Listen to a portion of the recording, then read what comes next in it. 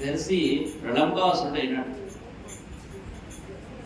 ఆ యొక్క ప్రళంబాసుడు ఆ రోజున గోపబాలుని రూపం ధరించాడట.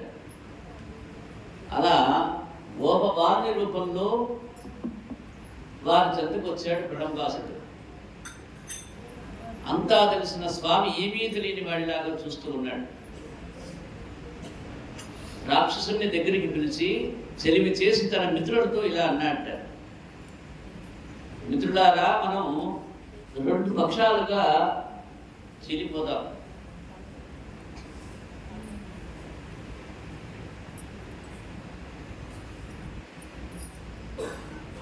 అలా 2 పక్షాలు అయిపోయి ఆడుకుందాం. బలరామి పక్షంలో కొందరు ఉంటారు, నా పక్షంలో కొందరు చేరండి. ఓడిన వారు గెలిచిన వారిని మొయ్యాలి. ఇది ఈ యొక్క ఆటలో నియమం చెప్పి అందరికీ చెప్పాడు. ప్రళంబుడు కృష్ణుని పక్షంలో చేరాడు. కారణం ఏంటంటే, ఒకవేళ ఓడిపోతే కృష్ణుని మొయ్యవలసి రావచ్చు. ఇదివరకు తృణావర్తుడనే అసురుడు సుడిగాలి అయి కృష్ణుని ఎగరేసుకుని పోయి అతన్ని మొయ్యలేక చచ్చాడు. అంతే కదా, మొయ్యలేక పైకి లాక్కుపోయినాడు.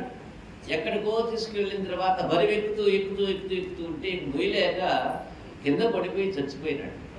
కాబట్టి అలానే ఇప్పుడు కూడా అవుతుందేమో, ఆయన మొయ్యవలసి వస్తే నేను చచ్చిపోతానని భయం చేత కృష్ణుడి వైపే వచ్చేరాడు. ఆయన కూడా కృష్ణుడి వైపు చేరితే ఈయన మోయాల్సిన పనున్నది. అందుచేత ప్రళంబుడు కృష్ణుడి పక్షంలో చేరాడు. ఆ రోజున అందరూ ఆ యొక్క దగ్గరలో ఉన్న భాండీరకం అనేటువంటి ఒక పెద్ద మర్రి చెట్టు కిందకి చేరారు. అలా చేరి ఆటలు ఆడటం ప్రారంభించారు. బలరాముని తోటి రహస్యంగా ప్రళంబుని గురించి తెలియజేశాడు కృష్ణ పరమాత్ముడు. జాగ్రత్త వహించి వీలైతే వధించమన్నాడు. విషయ విదయ దయ మన యొక్క జట్టుల్లో ప్రళంబుడు అనేటువంటి రాక్షసుడు తీరాడు. ఎలా స్నేహితు రూపంలో వచ్చాడు. కాబట్టి కాస్త కనిపెట్టుకుని వీలైతే వారిని సంహరించమని చెప్పి విషయాన్ని తెలియజేశాడు. చెట్టు చాటుకు తీసుకువెళ్ళి మధ్యలో ఆటలు జోరుగా సాగుతూ ఉన్నాయి. బలరాముని పక్షంలోని శ్రీరాముడు ఓడిపోయినాడు. కృష్ణుని మీద ఎక్కించుకుని మోసాడు ఆ యొక్క శ్రీరాముడు. కృష్ణుని పక్షంలోని భద్రసేనుడు ప్రళంబుడు ఓడిపోయినారు. భద్రసేనుడు ఎదురి పక్షంలోని వృషభుని ఎక్కించుకొని తిరిగాట. ప్రళంబుడు బలరాముని ఎక్కించుకుని మోశారు. అదును దొరికిందని ఈ ప్రళంబుడు బలరాముని ఎటో మోసుకుని పోసాగాడు. దూరంగా తీసుకువెళ్తున్నాడు జట్టులో నుంచి. అయితే ఈ బలరాముని ఎక్కించుకొని పోతున్నటువంటి ఆ యొక్క ప్రళంబుడు మొదట బాగానే ఉన్నాడు. పోను పోను పోను పోను పోను బలరాముడు కూడా బలివెక్కడాన్ని గమనించాడు. ఎంత బలివెక్కాడా అంటే, ఈ యొక్క ప్రళంబుడు మోయలేనంత బలివెక్కాడు. అలా భారంగా తయారయ్యాడట. ఇక మానవ దేహాన్ని విడిచాడు ఆ యొక్క ప్రళంబాసురుడు. అతి భయంకరమైన నిజ రూపంలో బలరాముని మోసుకొని పోతూ ఉన్నాడు. అలా బలరామునికి పర్వత శిఖరం మీద కూర్చున్నట్టు అనిపించింది. అంతెత్తు అయిపోయినాడు. ఎక్కడున్నట్ట బలరాముడు చూస్తే, ఇదేమిటి నేను కొండ మీద ఉన్నానా అన్నంత ఎత్తు పెరిగాడు. అసురుని యొక్క శిరస్సు ఉన్న సువర్ణ రత్న ఖచ్చిత కిరీటం మెరిసిపోతోంది. అప్పటిదాకా మామూలుగా ఉన్నవాడు కాస్త వాడి ఒంటి నిండా హారాలు ఉండటాన్ని గమనించాడు. వాడి ముఖము, కోరలు, కళ్ళు మహాభయంకరంగా కనపడుతూ ఉన్నాయి. ఆకాశ మార్గాన్ని ఎగిరిపోతున్న అసురుని యొక్క భుజస్కంధాల మీద బలరాముడు తన యొక్క పిడికిలి బిగించి నెత్తి మీద ఒక్క గుద్దు గుద్దాడు. బలరాముని యొక్క హస్తఘాతానికి తల బద్దలైపోయింది ఆ యొక్క ప్రళంబాసురుడు. ఇంద్రుడి వజ్రాయుధఘాతానికి రెక్కలు తెగిపోయినంత బలంగా ఉన్నాయట ఆ యొక్క బలరాముని యొక్క చేతుల యొక్క బలం.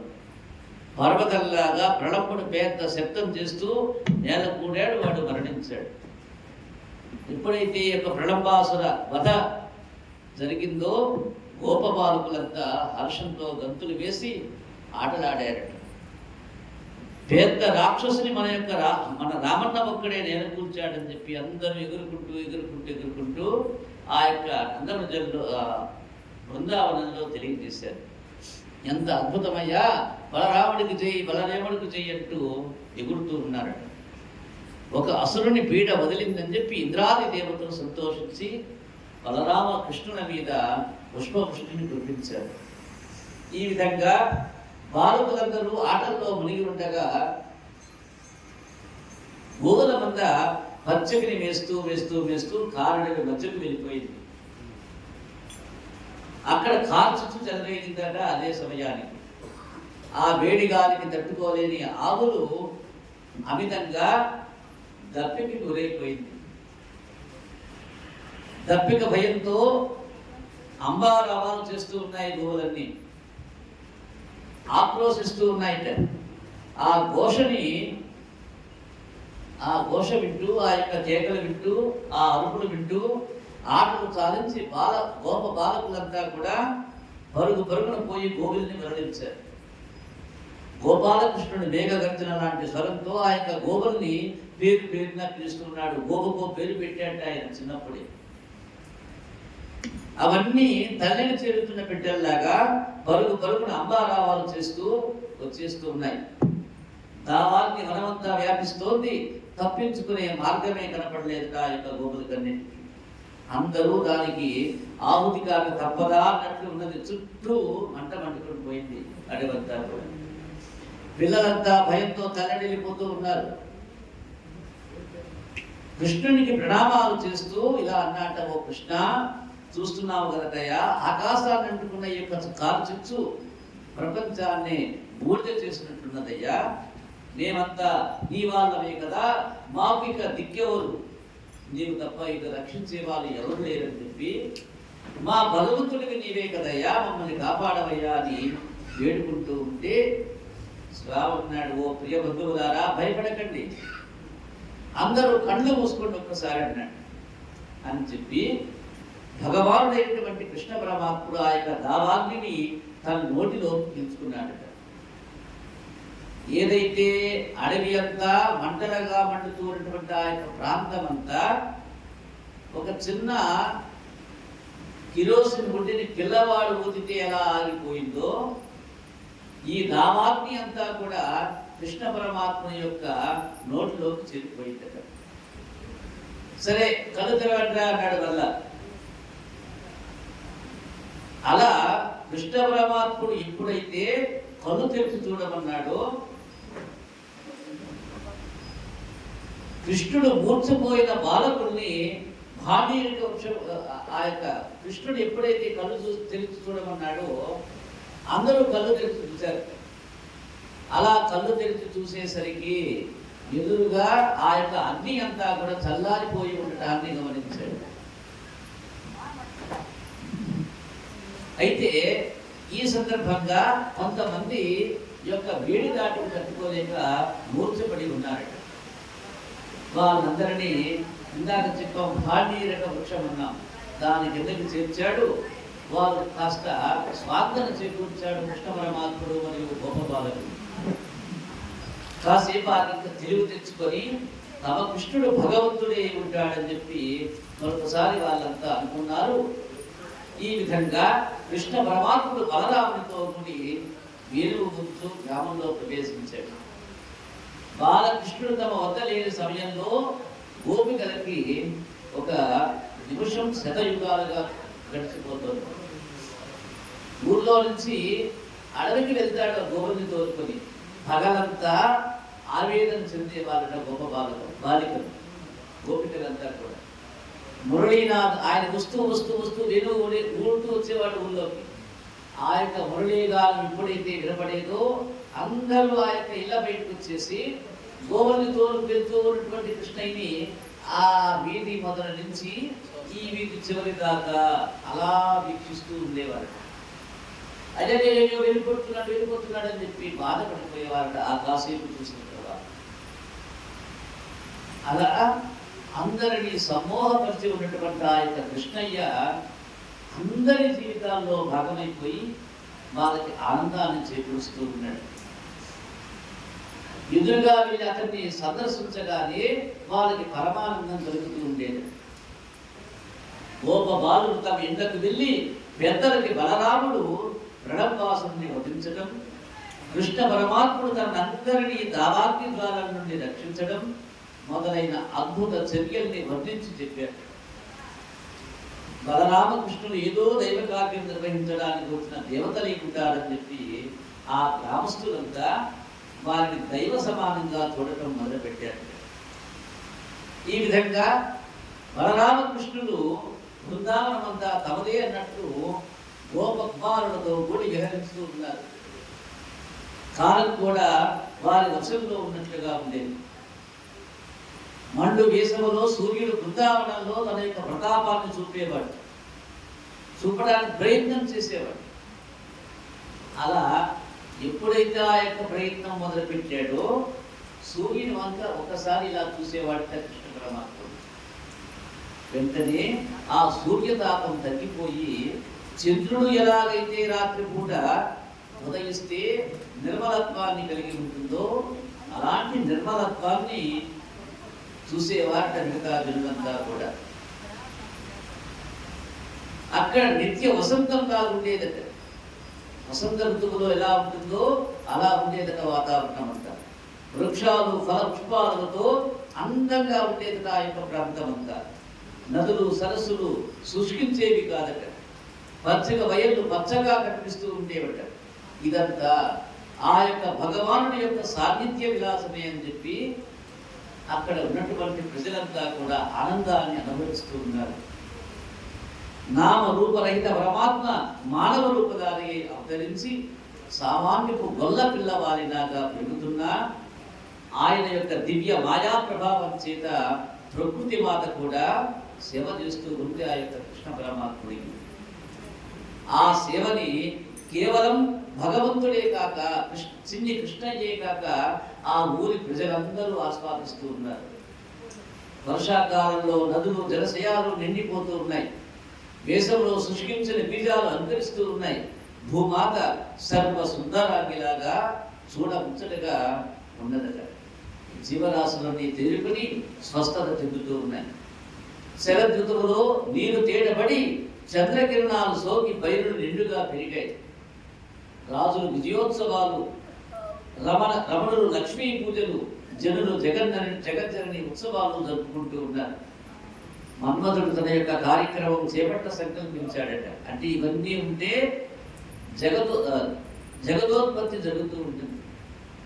ఇలాంటి ఆహ్లాదకరమైనటువంటి శరదృతువులో కృష్ణ పరమాత్ముడు హాయిగా పశువుల్ని మేపుకుంటూ వేణువుని ఊదుకుంటూ ఆనందిస్తూ ఉండేవాడు.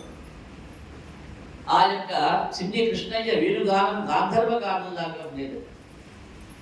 సిగలో నెమలి పించం, మెడలో వైజయంతి మాల, చెవుల్లో పువ్వులు, చేతిలో మురళి. ఆ విశ్వమోహనాకారాన్ని చూసి దేవతలు కూడా పరవశులవుతూ ఉండేవారట. ఇక గోపకన్యల గురించి వేరే చెప్పాలా? ఇక మన్మథ మనోహర రూపాలను చూసినటువంటి వాళ్ళంతా తన యొక్క చేతి వేల ద్వారా దివ్యమైనటువంటి వేణుగానాన్ని వినిపిస్తూ ఉంటే గోపికలు మైమరిచిపోతూ ఉండేవారట. సిగ్గు విడిచేవారట. దేహత్యాసయ్యే లేని వారయ్యేవారట. గుంపు గుంపులుగా చేరి తమలో తాము ఆ యొక్క జగన్మోహనాకారుడి యొక్క లీలా విశేషాన్ని ముచ్చటించుకుంటూ ఉండేవారట. వారి యొక్క సంభాషణలు విన్నామంటే సుందరి మురళీమోహన్ యొక్క వెనుగానం ఎంత చక్కగా వహిస్తూ ఉన్నాడు. నీ మనసు చెలించడం లేదా? నేనైతే పరవశించిపోతూ ఉన్నాను సుమా. స్నేహితులు మాట్లాడుకుంటూ ఉన్నారు ఒకరికొకరు. మన సంగతి అలా ఉంచు. విమానాల్లో భర్తలతో వ్యవహరిస్తున్న దివ్యాంగనులు కూడా మన మదన గోపాలని మోహన మురళీనాథని విని ఒకసారి తప్పిపోతూ ఉన్నారే. చూడలా పోయేటువంటి వాళ్ళు కిందకి ఎలా చూస్తూ ఉన్నారో మన యొక్క లోని యొక్క మురళీగానాన్ని అని ఒక ఆమంటూ ఉన్నదట. ఇంకొక పర్సంటూ ఉంది, నన్ను అడిగితే ఈ కన్నులు చెవులు మనకు దేవుడు ఎందుకు ఇచ్చినట్లు? అసలు కన్నుల పండవగా ఆ ముగ్ధమోహన రూపాన్ని తిలకించడానికి, వీణుల విందుగా అతని వీణుగానాన్ని వినడానికి అని చెప్పి ఒక ఆమంటూ ఉంది. ఇంకొకటి అంటున్నదట, అమరావతిని అమితంగా వర్ణించే కవులు మన బృందావనాన్ని చూస్తే మరి ఆ అమరావతి ప్రసక్తి ఎత్తరు కదా అందుకోగా ఉన్నదట. అయ్యో నేను గత జన్మలో నోమలు నోచినప్పుడు యమునా తీరాన విదురు మొక్కగా పుట్టారని ఎందుకు కోరుకోలేదో, మందభాగ్యం. ఆ విదురు పట్టం చూడు ఎంత పుణ్యం చేసుకున్నదో, ఆయన చేతిలో ఉన్న ఎదురు పట్టం చూడు ఎంత పుణ్యం చేసుకుందో. ఎప్పుడు ఆయన గోపాలకృష్ణుని అధరానికి అంటి పెట్టుకుని ఉంటూ ఉండదు. ఎంత భాగ్యం అది. ఈ జన్మ ఎందుకు, ఆ యమున ఒడ్డున ఎదురు బొగ్గుగా పుడితే ఎంత బాగుండేదే నా జన్మ అనుకున్నది. ఇంకొకటి చమత్కరిస్తూ ఉంది. చెరియా చూశారంటే ఆ నీలమేఘ శ్యాముడలాగా వెళ్తుంటే అతని వెంట నృత్యం చేసుకుంటూ నెమళ్ళు ఎలా పరిగెడుతూ ఉన్నాయో, బహుశా వాటికి అతడే మేఘాల్లాగా కనిపెడుతూ ఉన్నాడేమో. మేఘశ్యామ వర్ణంతో ఉన్నాడు స్వామి. అవి ఆయనే మేఘాల్లాగా కనబడి ఆ నెమళ్ళు ఆయన్ని వెంబడిస్తున్నట్లుగా ఉంది చూసావటే అంటూ ఉన్నది. ఇంకొక భావం అంటుంది, ఇంతే కాదు ఇందులారా, ఎలాంటి జ్ఞానము లేని అడవి మృగాలు కూడా మన గోవిందుణ్ణి వీరునాదం వింటే మేతలు మాని చెవులు దిక్కించి చేష్టనుడికి నిల్చుండిపోతూ ఉన్నాయి. ఇందాక మనం చూశాను నేను అడవికి వెళ్ళినప్పుడు. లేఖలు తల్లులు కురిసే పాలు త్రావడం మానేసి చిన్ని కృష్ణుని ఎందే ధ్యాస నలిపి వింటూ ఉన్నాయి ఆయన యొక్క మాటల్ని. నదీ జలాలు కూడా ఉరుకులు వేసే ప్రవాహ వేగాన్ని తగ్గించి మన కృష్ణయ్య చేసి వేణునాదాన్ని వినటం కోసం అని చెప్పి కాసేపు అక్కడ ఆగిపోతూ ఉన్నాయే అని చెప్పి ఒక ఆమంటూ ఉన్నది. పక్షులు కిలకిలా రావాలు మానివేసి వేణునాదానికి లయబద్ధంగా తమ యొక్క స్వరాలు కుహు కుహు కుహు అని చెప్పి వినిపిస్తూ ఉన్నాయి అని ఒక ఆమన్నది. ఇంకొక జానంటూ ఉన్నది, అడవులోని కోయకాంతలు నెమలి ఈకలు ఆకుల మొలకలు చుట్టుకొని మధురమైన పండ్లని సుగంధ పుష్పాలని మాధవని కర్పించి పరవశించిపోతారంటే మీకు తెలుసటే అని చెప్పి ఒక ఆమన్నది. మురళీగానం వింటూ మోడులు చిగురించడం నీవు చూడలేదా అని చెప్పి ఒక ఆమన్నది. అంటే వీరన్నీ ఎవరికి వాళ్ళే బడాయిపోతూ ఉన్నారు. అది నేను చూశాను, నీకు తెలుసా అని చెప్పాడు. అంటే ఎవరికి వాళ్ళే, నేను ఆయన్ని నిత్యము గమనిస్తూ ఉన్నాను, ఆయన నావాడు, మీరు ఆయన జోలికి వెళ్ళండి అన్నట్లుగా ఉన్నది.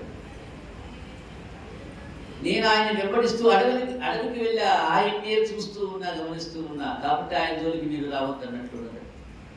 వాళ్ళ మనస్సులో ఒకటి, బయటికి ఒకటి చెప్తూ ఉన్నారు ఈ యొక్క గోపకాంతలంతా కూడా. ఈ కొండ నూతన వధువులాగా రామకృష్ణుల యొక్క పాదస్పర్శతో పులకించిపోతుండటం నేను స్పష్టంగా గమనించాలని చెప్పి ఒక ఉన్నది. ఈ విధంగా మనోహరమైన ముచ్చట్లతో బాలకృష్ణుని యందు తమకున్న ప్రేమాతిశయాన్ని వెల్లగించుకుంటూ ఆ గొల్ల పడుచులు మందరి నుండి అతని రాకకై ఎదురు చూస్తూ ఉంటారు. ఉదయం వెళ్ళేటప్పుడు వాళ్ళ డ్యూటీ ఏమిటయ్యా అంటే చక్కగా తయారైపోయి ఆ ఇంటి ముందన్న అరుగు మీద కూర్చోవడం. ఆయన అక్కడ మొదలుపెట్టి అటు చివరికి పోయేంత వరకు అలా చూస్తూ ఉంటారు. ఇక మళ్ళా మధ్యాహ్నం వల్ల పాపం వాళ్ళకి ఎలాంటి దిక్కు తోచదు, ఏ కాలక్షేపం లేదు, మనసంతా బాధపడిపోతుంది, నిద్ర రాదు, ఆకలి కాదు. ఇక మళ్ళా సాయంత్రం 5 ఉండేసరికల్లా మళ్ళా గబగబ స్నానం చేయటం, అలంకరించుకోవటం, అలా కూర్చొని ఉంటే ఆయన అక్కడ ఎక్కడో అడవిలో మొదలు పెడతాడు పిల్లను గ్రోవి వాయించడం. ఈ ఆవుల యొక్క గజ్జల మొదలు ఆయన యొక్క పిల్లను గోవి యొక్క దివ్యమైనటువంటి మధురాతిని కనిపిస్తూ ఉండేది. అలా వస్తూ ఉంటే ఆ చింబర మొదలుపెట్టి చూడటం మొదలు పెడితే ఇలా దాటి ఈ బజారు దట్టేంత వరకు అలా చూస్తూ ఉండిపోయేవారు. ఈ విధంగా రసాస్వాదాన్ని అనుభవిస్తూ ఆ గోపగా కాంతలంతా కూడా ఆ మనస్సుని కృష్ణుని యందే ఉంచుతూ ఉన్నారు. హేమంత ఋతువు వచ్చేసింది. కృష్ణధ్యాసలోనే నెయ్యి పగులు కాలం వెలిపించుతున్న గోప కన్యలు అతన్నే తమకు పతిగా అనుగ్రహించమని చెప్పి వాళ్ళందరూ భగవంతుని ప్రార్థిస్తూ ఉన్నారు. నా కోరిక తీరడం లేదు, ఏం చేయాలని చెప్పి ఒక ఆమె ఆవేదన పడిపోతూ ఉంది. అప్పుడు కొంతమంది కాత్యాయని వ్రతాన్ని చేపట్టదలిచారు. కాత్యాయని వ్రతం చేస్తే కోరుకున్న మొగుడు వస్తాడు. దానికోసం అని చెప్పి ఈ గోపకాంతలు కొంతమంది కాత్యాయని వ్రతాన్ని చేపట్టదలిచారట. మార్గశిర మాసమంతా ఏకుంజాముని లేవటం, కాళందీ నదిలో స్నానం చేయటం, విసుగతో దేవీమూర్తిని చేసి సుగంధ పుష్పాలతో అలంకరించి ధూప దీప నైవేద్యాలతో ఆరాధించి నైవేద్య ప్రసాదాన్ని ఆరగించి ఇళ్లకు వెళ్ళేవాళ్ళట. వీళ్ళంతా స్నానం చేస్తున్నప్పుడు కూడా శ్రీకృష్ణ నామ గానమే చేస్తూ ఉన్నారు. వీళ్ళంతా కాత్యాయని దేవిని ఉపాసిస్తూ ఉన్నారు. కాత్యాయని మహామాయే మహాయోగి నధీశ్వరి నందగోపసుతం దేవి పతిమ్మే కురుతే నమః అంటూ ఆ యొక్క దివ్యమైనటువంటి కాత్యాయని దేవి యొక్క శ్లోకాన్ని అనుసంధానిస్తూ ఉన్నారు వీళ్ళందరూ. ఒకనాడు ఈ కన్యలంతా కలిసి గుంపుగా చట్టాపట్టాలు వేసుకొని కృష్ణ గీతాలు పాడుకుంటూ సొగసుగా నడుస్తూ యమునా తీరానికి చేరుకొని ఒక నిర్జన స్థలంలో వాళ్ళ యొక్క ఒలవలు విడిచి స్నానానికి ఉపక్రమించారు. జైరమారమణ వాసుదేవ వాసుదేవ వాసుదేవ.